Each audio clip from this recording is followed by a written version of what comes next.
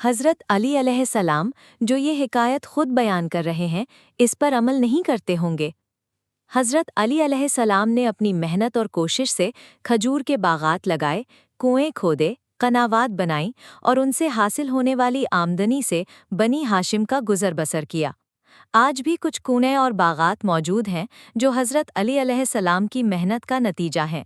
जैसे Medina Munawwara में एक जगह चाह अली या नखलिस्तान अली के नाम से मारूफ है। दूसरी रिवायात में आता है कि हज़रत अली अलैहिस्सलाम खुद खेतों में काम करते और ज़मीनों को आबाद करते और ज़मीन की पोशीदा नेमतों को निकालते। वसाइल शिया जी 12 सफ़ा 22 बाब 9 हदीस 2। इमाम अली और मईशत मोहम्मद दश्ती सफ़ा 390 मजमुआए अल-गुहाए रफ्तारी शुमारे 3।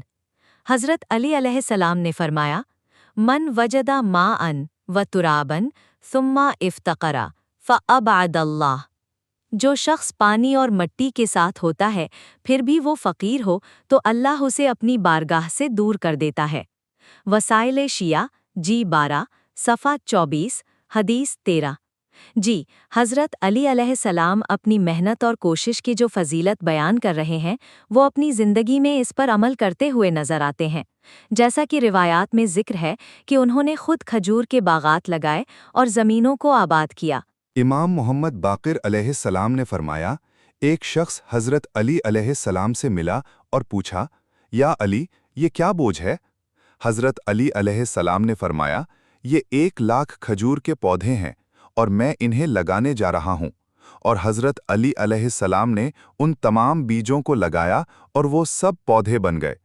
वसाइल शिया जिल्द 12 बाब 10 सफ़ा 25 हदीस 1।